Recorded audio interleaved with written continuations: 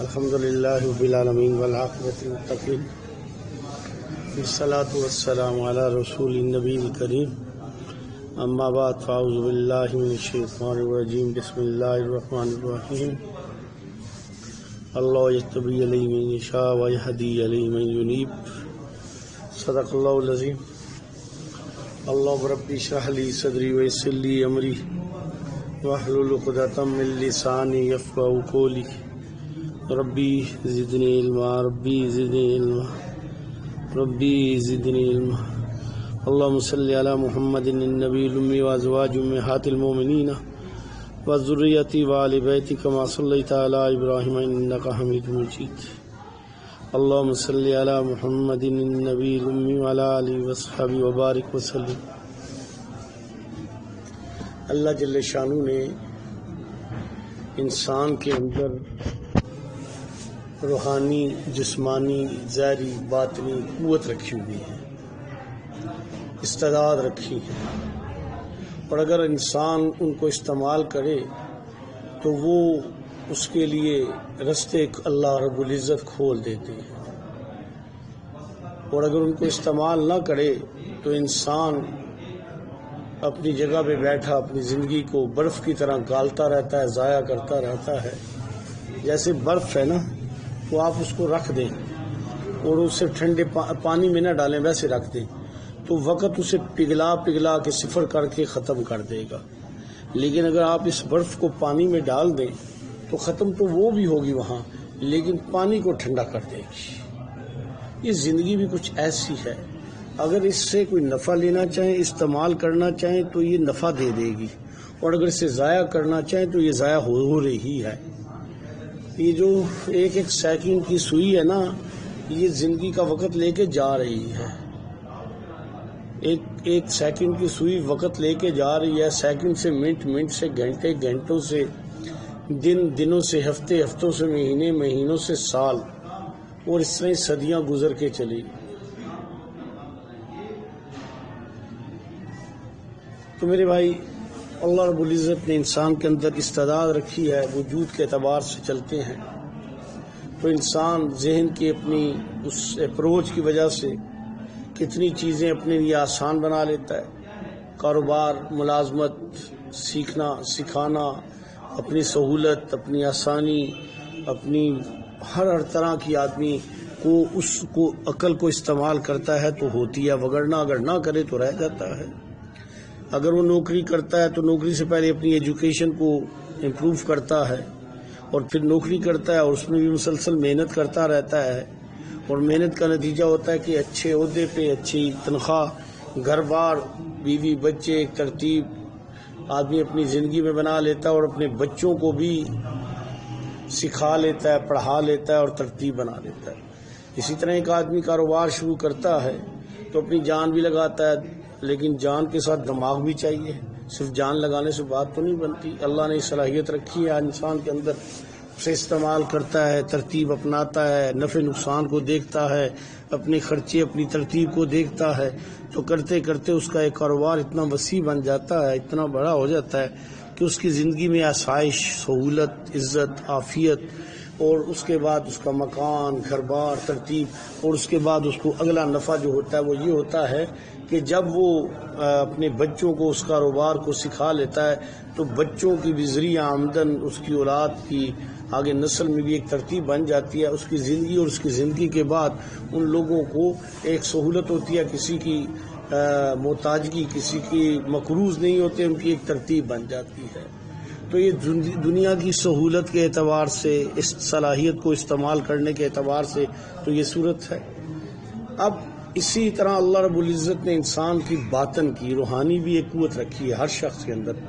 میں نے ظاہری قوت تو بتایا ہے نا، کہ آدمی جس کی وجہ سے اپنے سارے دنیا کے دھندے استعمال کرتا ہے، نوکری کرتا ہے، اس کے بعد کاروبار کرتا ہے، اور کتنے کام ایسے ہیں کہ اپنی وجود کو، اپنے دماغ کو، اپنے ہنر کو استعمال کر کے اپنے لیے آسائش، اپنی اولاد کا بندوبست کرتا ہے۔ اسی طرح اللہ رب العزت نے انسان کے اندر روحانی صلاحیت، قوت رکھی ہوتی ہے۔ اللہ رب العزت نے اس کے اندر ایمان کی ایک کیفیت رکھی ہوتی ہے، اس کے دل کے اندر ایک اللہ رب العزت نے اپنی ایک خاص محبت رکھی ہوتی ہے۔ انسان جب اس کو استعمال کرتا ہے تو اس سے اللہ رب العزت کا قرب نصیب ہوتا ہے۔ یہاں دنیا کے پیسے جمع ہوتے ہیں، بینک بیلنس بنتا ہے، کار کوٹھی بنتی ہے، اور وہاں قرب باری نصیب ہوتا ہے، اعمال بنتے ہیں، جنت بن رہی ہے۔ دنیا میں تو کتنی ایسی چیزیں ہیں کہ آدمی کوشش کے باوجود ناکام ہوتا ہے، لیکن دین میں ناکام نہیں ہوتا۔ یہ اللہ کے وعدے سچے ہیں۔ ہر بات پہ اس کی طرف سے جو اسے عطا ہوتا ہے وہ جمع ہو رہا ہے۔ اس کے زبان سے نکلنے والے، اس کی کوشش، اس کے اعمال، اللہ رب العزت اسے نظر نہیں آ رہا، لیکن جہاں کرامن کاتبین لکھ رہے ہیں وہاں اللہ رب العزت کے یہاں اس کی جنت بنتی جاتی ہے۔ ایک معراج کی رات میں جب نبی صلی اللہ علیہ وسلم سیدنا ابراہیم خلیل اللہ علیہ السلام سے ملے تھے تو حضرت ابراہیم خلیل اللہ علیہ السلام نے فرمایا تھا کہ اپنی امت کو میرا سلام کہنا، تو آدمی کو وعلیکم السلام کہنا چاہیے، اور کہا تھا اپنی امت کو کہنا جنت ایک چٹکل میدان ہے۔ آدمی جو اعمال کرتا ہے، سبحان اللہ، الحمدللہ، اللہ اکبر، جو بھی نیک اعمال کرتا ہے تو اس کی جنت بنتی جاتی ہے۔ ایسے دنیا میں ایک پلاٹ ہے تو اس پہ کوٹھی بنتی ہے، اس پہ ترتیب بنتی ہے، تو آدمی کے اعمال اس کی جنت کو بنا رہے ہیں۔ ایک تو دوسری اصل چیز ہے اللہ کی رضا، اللہ کی معرفت، اور اس کی قبر بنتی جانتی ہے۔ اس کے بعد اس کی الحمدللہ اللہ کا تعلق بنتا ہے اور گناہوں سے بچتا ہے، نیکیوں میں آتا ہے۔ دنیا کے اعتبار سے دولت جمع ہوتی ہے، دین کے اعتبار سے اللہ رب العزت اس کی جنت بھی بنا رہے ہوتے ہیں، قبر بھی بنا رہے ہوتے ہیں، اور اس کی دنیا بھی بنا رہے ہوتے ہیں۔ اور پھر جب آدمی دین کی اس ترتیب کو اچھا طرح اپناتا ہے، پھر اپنی اولاد کی تربیت کرتا ہے۔ جب اولاد کی تربیت کرتا ہے تو جیسے دنیا میں آدمی کاروبار میں اپنی اولاد کو سیٹل کرتا ہے، تو دین کی تربیت کے اسلام کے اعتبار سے وہ اپنی اولاد کو اس سے زیادہ بہتر بنا لیتا ہے۔ اس کے دنیا کا بھی صدقہ جاریہ بن جاتی ہیں، اس کے قبر کا بھی اور اس کے میدان حشر کا بھی بن جاتے ہیں۔ اور جہاں آدمی کوشش کرتا ہے کہ میرے بچوں کی شادی بھی اچھی ہو جائے، ان کا کار کوٹھی بھی بن جائے، ان کی سہولتیں بھی بن جائیں، تو یہاں جب دین کی ترتیب بھی بناتا ہے تو اس کے بچے جہنم سے بچ کے جنت میں جانے والے بن جاتے ہیں، وہ جنتی بن جاتے ہیں۔ کتنے خوش نصیب وہ گھرانے ہوں گے، خدا کی قسم، کتنے خوش نصیب وہ گھرانے ہوں گے جہاں کی افراتفری میدان معاشر میں مچی ہوگی۔ قرآن کہتا ہے یوم یفر المرء من اخیہ و امہ و ابیہ و صاحبتہ و بنیہ، بھائی، ماں، باپ، بیوی، بچے، دوست، احباب سب بھاگ جائیں گے، سخت مشکل وقت، ننگے، بھوکے، پیاسے۔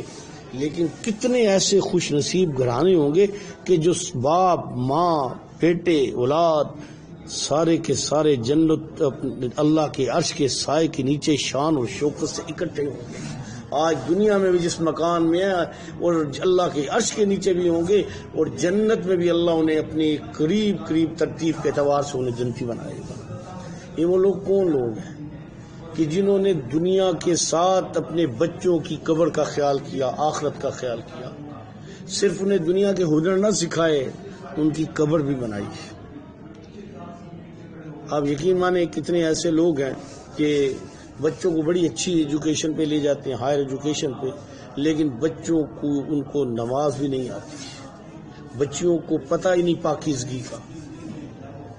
اور کیا ہوتا ہے کہ ان کی دنیا تو بچوں کی بن گئی، لیکن ان کی قبر اور حشر بگڑ گیا، تباہی کا ذریعہ بن جاتا ہے۔ تو یہ جہاں دین کی برکت سے آدمی کا اپنا اللہ سے تعلق بنتا ہے، وہاں اس کی برکت سے اولاد اور نسل میں بھی دین جاری ہو جاتا ہے، اور پھر اللہ برکتیں عطا فرماتے ہیں۔ حدیث آتی ہے کہ میدان معاشر میں وہ شخص جو سفید ریچھ، سفید بالوں والا، نیک صالح، ورا تقوی والا، تلاوت قرآن ذکر کرنے والا، اس کو اللہ اختیار دیں گے کہ بھئی تم اپنے اولاد گھرانے میں سے 10 بندے جن پہ جہنم واجب ہو چکی ہے، ان کی سفارش کر کے جنت میں اپنے ساتھ انہیں لے کے جا سکتے۔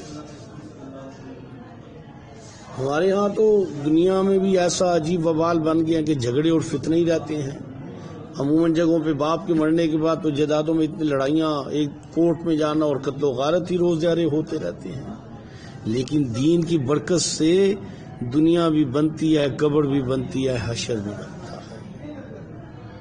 تو اللہ نے یہ استعداد رکھی ہے، ہر شخص کے اندر رکھی ہے، دین کو سیکھنے کی، اعمال کرنے کی، اعمال پھیلانے کی اور کوشش کرنے کی۔ جیسے ایک شخص ہے، بچہ ہے، وہ اچھا ذہین ہے، سمجھدار ہے، لیکن اسے پڑھایا نہ جائے، سکھایا نہ جائے تو وہ اس کی ذہانت خراب ہو جائے گی، اس کا ذہنی جو معیار ہے وہ گر جائے گا۔ اسی طرح ہی اگر کسی بچے کے اندر اللہ کے قرب پانے کی صلاحیت ہے اور ماں باپ نے اسے نہیں سکھایا، صرف دنیا ہی سکھائی، دین نہیں سکھایا، دین نہیں پڑھایا، تو کیا ہوگا؟ اس بچے کے اندر صلاحیت ختم ہو جائے گی۔ آپ یقین مانیں، اب لوگوں سے واسطہ پڑتا ہے، فیملیوں سے واسطہ پڑتا ہے، 50 سال عمر، 60 سال عمر، ہائر ایجوکیشن ہے، قرآن مجید پڑھنا نہیں آتا ہی نہیں۔ مجھے تو واسطہ ہے، روز دن کا لوگوں سے واسطہ پڑ رہا ہے۔ ایک فیملی والے تھے، ان کو بہت پریشانی تھی، تو میں نے کہا جی سورہ بقرہ پڑھ کے دم کر کے رکھ لیں۔ وہ پڑھنی نہیں آتی تھی، قرآن پڑھنا ہی نہیں آتا۔ سب کچھ آتا ہے، فیشن آتا ہے، ہر کچھ آتا ہے، باتیں آتی ہیں، بڑی اعلیٰ ایجوکیشن ہے، قرآن نہیں آتا۔ یہ کس نے سکھانا تھا؟ ماں باپ نے بچپن میں۔ اگر ماں باپ اسکول میں نہ ڈالتے تو وہ ایم اے یا پی ایچ ڈی تک وہ چلے جاتے۔ وہ تو ماں باپ نے شروع میں کیا تو اس کے بعد انہوں نے کیا نا۔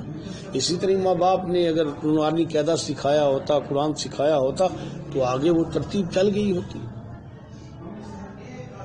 تو بھئی یہ جو اعمال ہیں، نیک اعمال، یہ صرف اپنی ذات کے اعتبار سے نہیں ہوتے، یہ گھر کے اعتبار سے، نسل کے اعتبار سے، ماحول کے اعتبار سے نفع دیتے ہیں۔ اب آپ کو ایک عجیب بات بتاتا ہوں، اللہ اکبر۔ یعنی ایک آدمی کے پاس مال ہے، بہت مال ہے، تو آپ اس کے پاس بیٹھیں تو اس سے آپ کو نفع نہیں ملے گا، چہ جا کے اگر آپ کو مال دے، پیسہ دے یا آپ کو کچھ، ورنہ آپ کو نفع نہیں ہوگا نا۔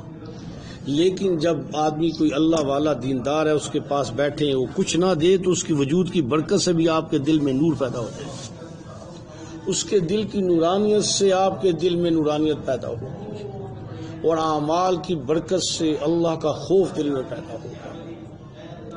تاریخ بھری پڑی ایسے لوگوں سے، بڑی پڑی ہے۔ صحابہ رضوان اللہ تعالی علیہ اجمعین سے لے کے آج تک اور انشاءاللہ آگے جب تک اللہ چاہیں گے، ایسے لوگ جنہیں دیکھ کے لوگوں کی باطنی کیفیت بدل جاتی ہے۔ کتنی دفعہ حضرت جی رحمۃ اللہ علیہ کے دور میں تو ہم نے خاصے واقعے بھی دیکھے نا، کہ حضرت کا کسی جگہ پروگرام ہے، حضرت تشریف لائے تو حضرت کی عمر بھی اتنی اچھی زیادہ ہو گئی تھی اور صحت بھی اتنی اچھی نہیں تھی، بات چیت بھی اتنی زیادہ نہیں کر پا سکتے تھے، تو لوگ اپنے عزیز و اقارب کو لے آتے تھے، چلو بھی حضرت سے ملتے ہیں، لے آئیں۔ میں نے خود دیکھا، میرے اپنے ساتھ ہی بیتی اپنے عزیز و اقارب کے ساتھ، تو وہاں آ کے بیٹھے تو حضرت اپنے کام کاج میں یا مسائل میں کوئی دینی مسئلہ بیان کرتے رہے، اور کچھ نے ذکر کیا اور کچھ نے ذکر نہیں بھی کیا، ویسے بیٹھے رہے، اور اٹھ کے گئے تو زندگی بدل گئی، حالات بدل گئے، عقائد بدل گئے، ترتیب بدل گئی، رخ بدل گیا۔ میں نے اپنی آنکھوں سے دیکھے ہیں، میں نے خود دیکھے ہیں، بہت کیس دیکھے ہیں۔ یہ نعمت جو ہے نا، یہ والی نعمت میں جو عرض کر رہا ہوں، یہ دنیا میں نہیں ہے۔ کتنے امیر ترین آدمی کے پاس جائیں، اول تو کنجوس ہی ہوتے ہیں کہ کوئی دوسرا نہ لے لے، حالانکہ ہر بندہ اپنے مقدر کا لیتا ہے، اور اگر آپ کو دے گا تو ملے گا۔ لیکن اللہ والوں کے پاس صرف بیٹھ جانے سے ہی بھی وہ کچھ مل جاتا ہے، جیسے آپ چمن میں بیٹھ جائیں تو پھول کی خوشبو آپ کو معطر کرتی ہے۔ عطر کے پاس دیکھیں، عطر ہے تو عطار کی دکان پہ جائیں تو خوشبوئیں آپ کو معطر کرتی ہے۔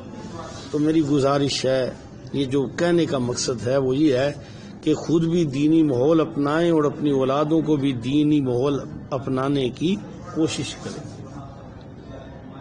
میں نے یہ جو باتیں عرض کی ہیں، میں اس لیے کی ہیں کہ اکثر دفعہ میں تو جو بندہ بھی ذکر پہ آتا تو اس کو میں کہتا ہوں کہ اپنی اہلیہ کا نمبر مجھے میری بیوی سے یا بچی سے، ایک میں نے پکا کام پکڑ لیا نا، تو بچوں کے بارے میں، لڑکے کے بارے میں خود کہتا ہوں اور بچیوں کے بارے میں ان کو کہتا ہوں۔ آپ یقین مانیں خود ان کی تہجد نہیں جاتی اور بچے نے سال ہوا نماز ہی نہیں پڑھی، بچی کو آتا ہی کچھ نہیں اور فکر بھی کوئی نہیں ماں باپ کو۔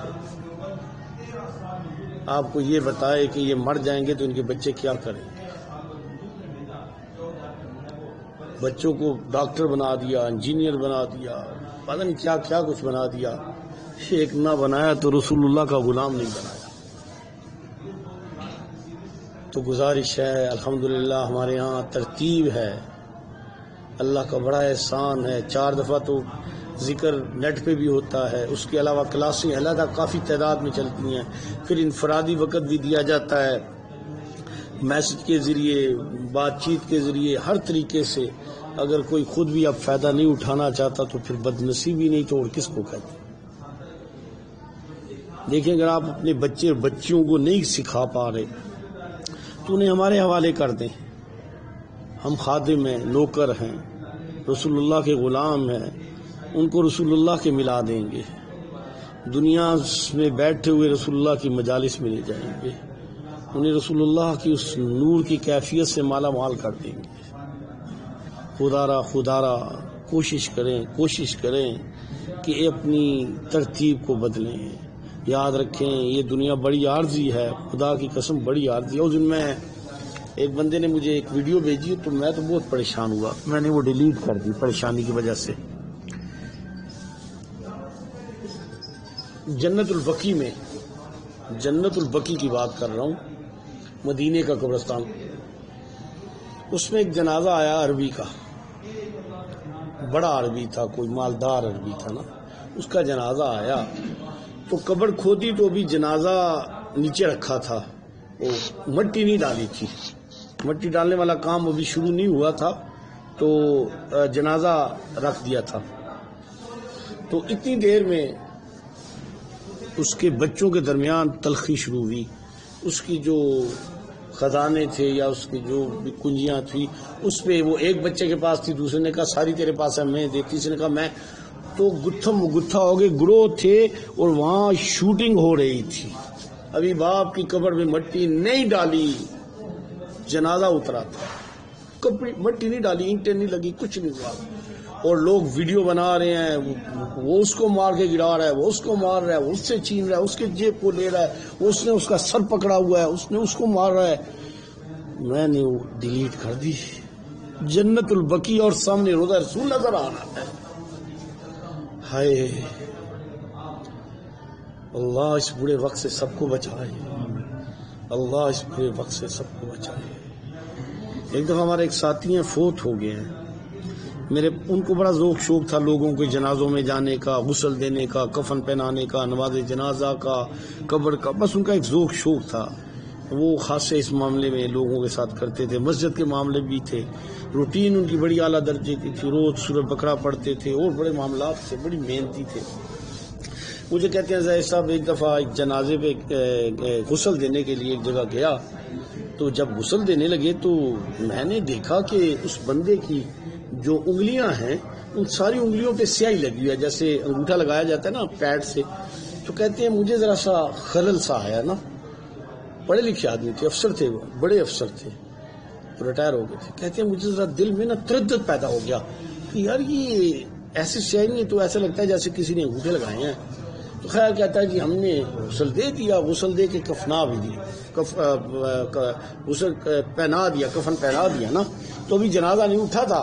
تو یہ بات میں نے ایک سے کہی اور جو باقی جنازے میں تو آگے کی، تو پتہ چلا کہ بیٹوں میں سے ایک بیٹے نے سٹام لا کے اوپر لکھوائی اپنی جائیداد کر کے، اور باپ کے انگوٹھے لگا لیے تھے کہ یہ جائیداد میرے نام ابا کر گیا ہے، جو جائیداد اپنے ساتھ نہیں لے گیا وہ تیرے نام کر گیا، کیا تو اپنے ساتھ لے گا؟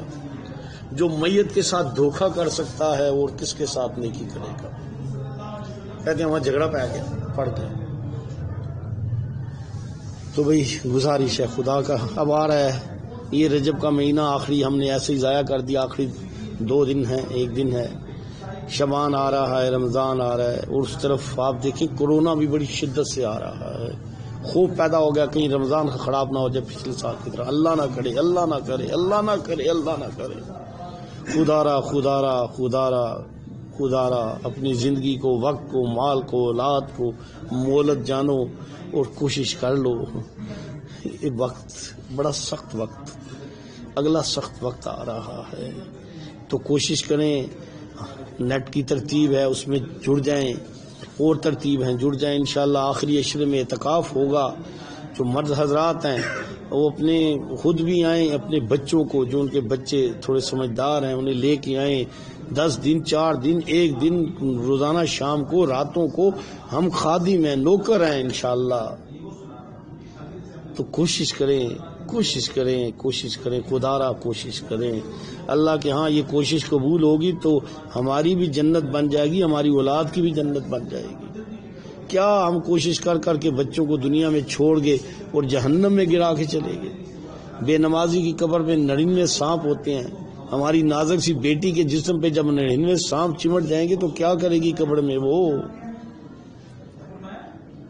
میدان محشر میں باپ اور ماں تو تہجد گزاروں میں کھڑے ہیں اور بیٹی اور بیٹا مجرموں میں کھڑے ہیں، بیڑیاں لگی ہیں، ہتھکڑیاں پہنی ہوئی ہیں. او خدا کا خوف کریں. اللہ ہم سب کو اس کی توفیق عطا فرمائے. اللہ ہم سب کو معاف فرمائے. چلے